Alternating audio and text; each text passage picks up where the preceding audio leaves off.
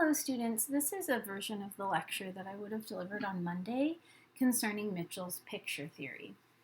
I only had you read 3 chapters out of that book, and it is a pretty dense and intimidating book, but I think some of the concepts are ones that provide us an opportunity for a lot of theoretical depth and applications that we can conjure on our own, and I've tried to do a bit of that in this presentation. I've extracted from the chapters some, I think, provocative concepts of Mitchell's.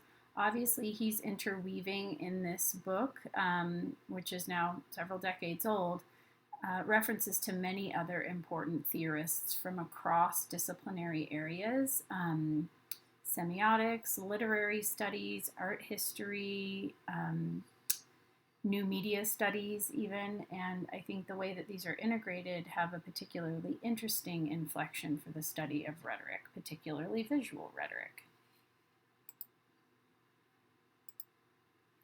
So here are some ideas from the introduction that I extracted for you. So central themes revolve around the problem of word and image. Obviously, we've been talking a lot about word and image already this semester. So the NEH, a funding organization, a governmental funding body, National Endowment of the Humanities, is referred to by Mitchell in the introduction of his book. The NEH argues all issues involving gender, race, and class, the production of political horrors, and the production of truth, beauty, and excellence all converge on questions of representation. And I think that the way that we consider representation today has changed even in the decades since Mitchell published this book, because many people believe that with the advent of smartphones and their penetration globally, that more people control the representations of themselves and others, including the ill effects of their own community's relationship with political forces, including the police, that they're able to represent those interactions themselves. Those can be video representations or static photographs. So continuing on from the introduction, pictures are the concrete representational objects in which images appear. So you have a picture, either painted or photographed, and it is sort of the medium by which an image is conveyed. So Mitchell asks, how do texts act like pictures? How do they incorporate pictorial practices and vice versa? So obviously, when we think of reading a text, sometimes we generate, as a result of reading, pictures in our head. If it's a novel, sometimes those are conjured just automatically. But in a more sort of stale, bureaucratic document, are pictures conjured in our heads as a result of those kinds of texts? I think it's important for us to ask that as well.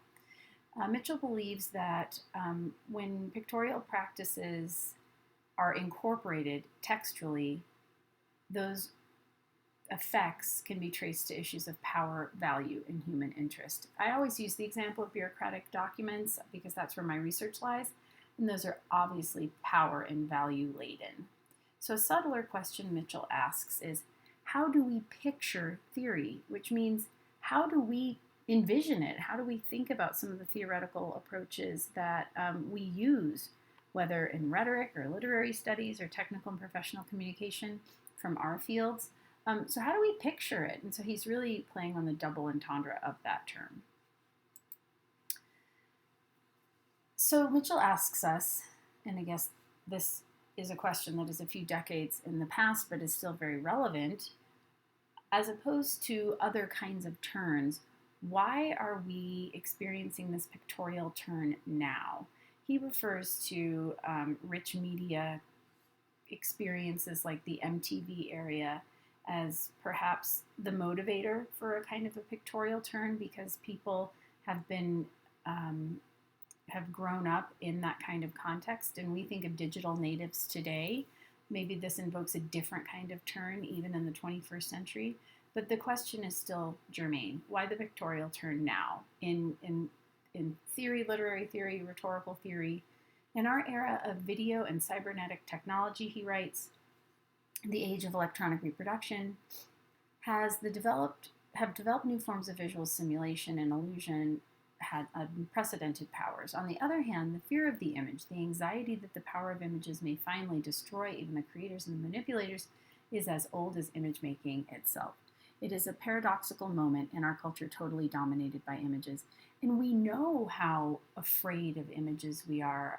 Just the very discourse surrounding us today about the power of Instagram and its impacts on individuals' sense of self-worth, or perhaps even suicidal ideation, has been fixated on this phenomenon of the representational power of these images, as well as the sort of social dimensions of the image production phenomenon.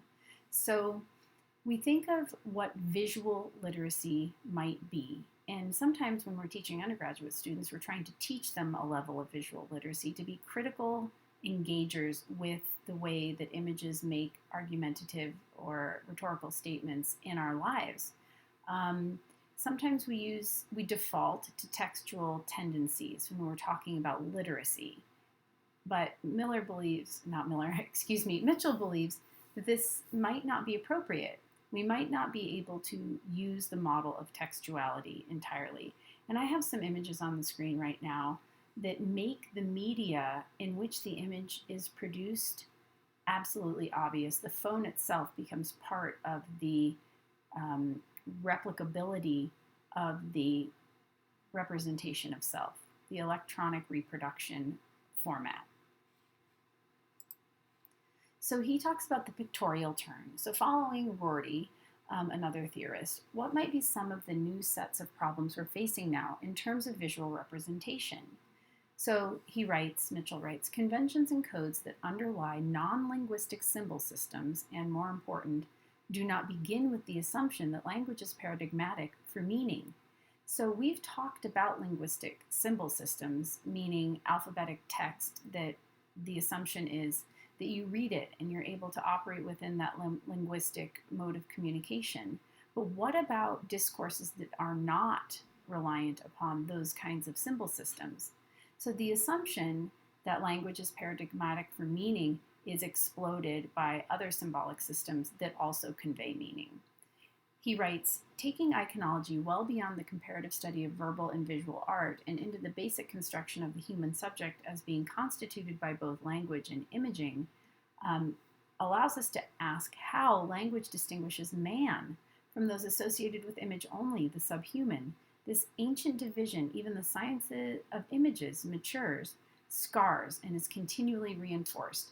Now I want to unpack this a little bit. He's talking about the hierarchy that exists between symbol systems, how a linguistic or textual symbol system has been given priority and is in a privileged position, and has been throughout many centuries, and especially in the colonial era, over other communities that may use image only.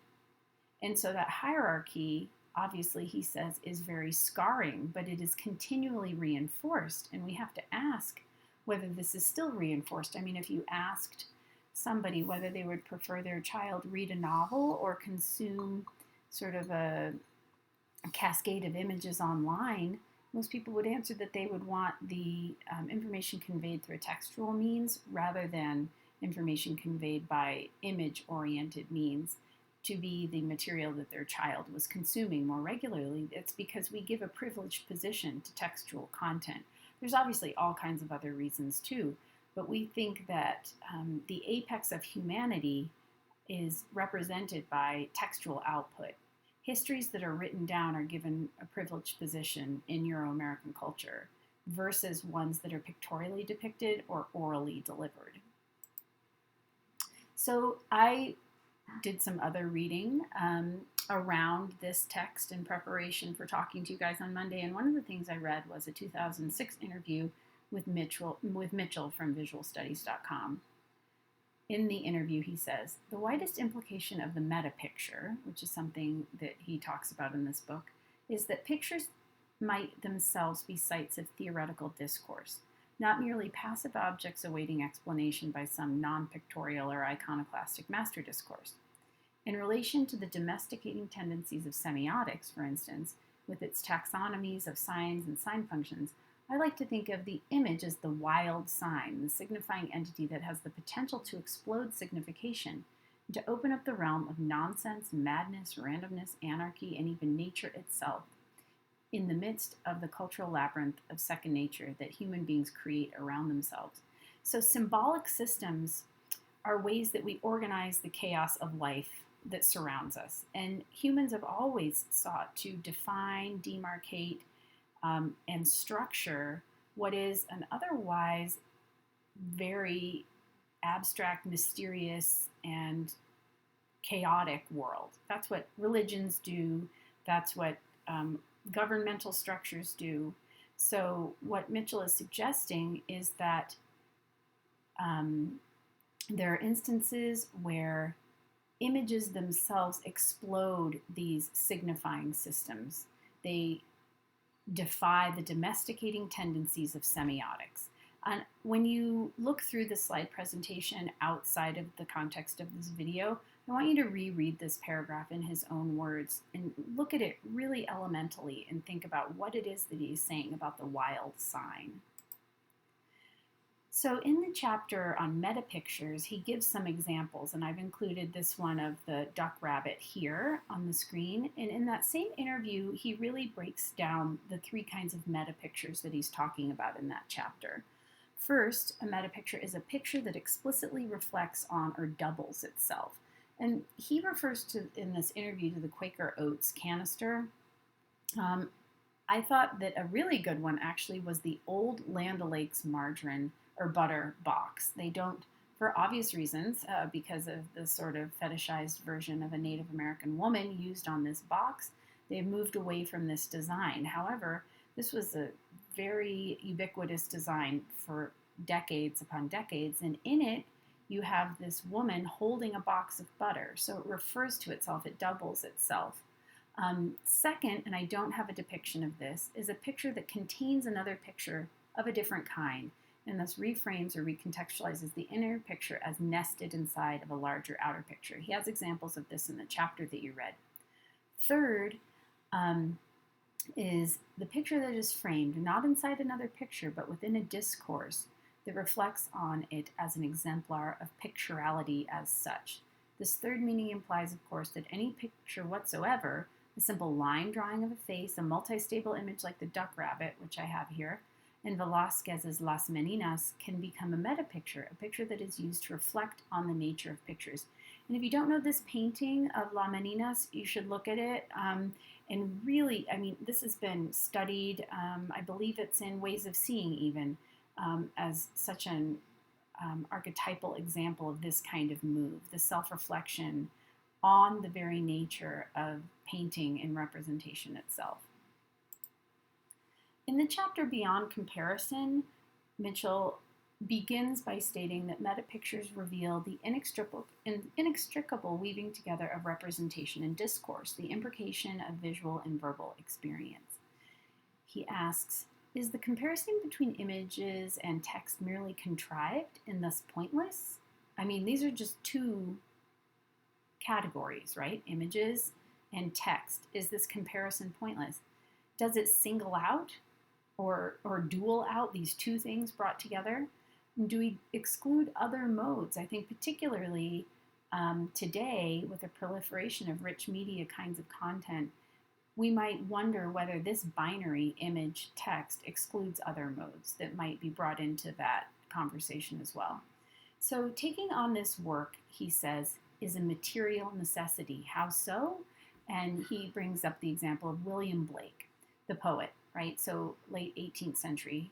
He says, William Blake's work demands that readers have verbal and visual literacy. So this is an example from the Songs of Innocence and Experience. This is The Lamb, which is sort of the counterpoint to the poem The Tiger, which if you look that up online, many of you will be familiar with that poem. Now, Blake is beloved by literary theorists just for the fact that he brings many different kinds of representation together. And in his time, some disparaged the seriousness of his work because it was pictorial as well. So I'd like you to pursue that a little bit further and look at this as not just a text-based persuasive mode, because a poem is supposed to persuade us to feel certain things and understand perhaps our world in a different way, but he relies also on pictorial representation to do that work. Now, I bring this back to teaching. Some of you teach, and our core writing curriculum is a multimodal curriculum, and I ask you whether in those classes, do we actually teach visual literacy, or do we take that part for granted? Do we not make it explicit that that's what we're teaching? Do we always revert to the textual? I think that's at the core of what Mitchell is asking you to interrogate in this book. So he says, all arts are composite arts. That means they're assembled of very different kinds of multiple modes of communication. So all communication thereby is multimodal.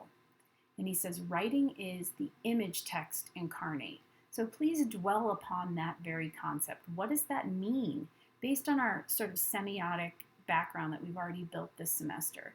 Even if we're talking about very mundane works of bureaucratic technical communication, how does the writing within those contexts become the image text incarnate?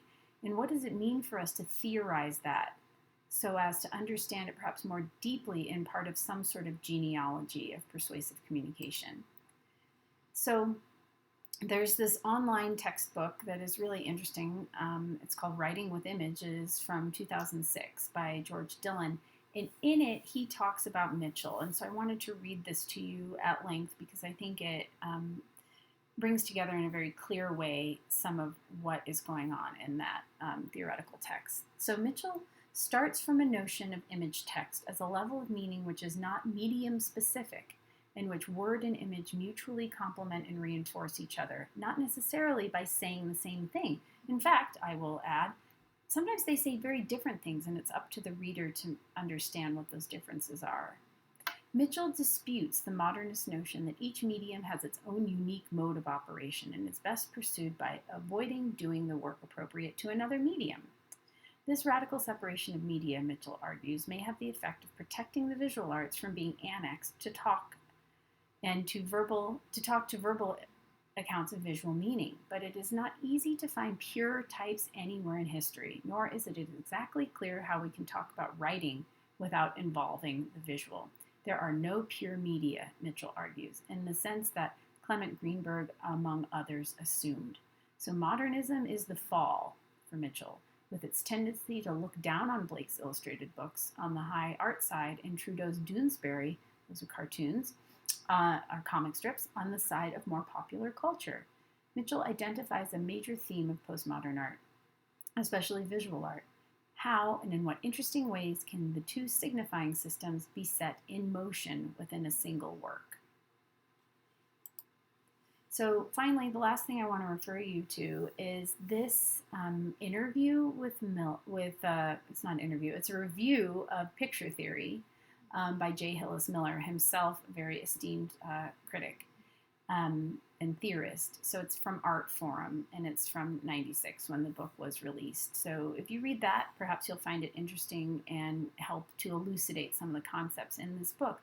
But I do want you to think about, while this text does not talk about technical and professional communication or the field of rhetoric, these are concepts that can be applied to the work that we do, because so much of what we do, particularly in TechCom these days, is a fusion of text and image to achieve some sort of goal.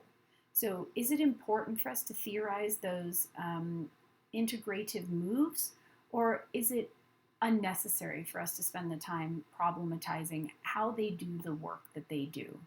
So on that note, I'm going to end this video, and I'm going to share the link to the slide deck.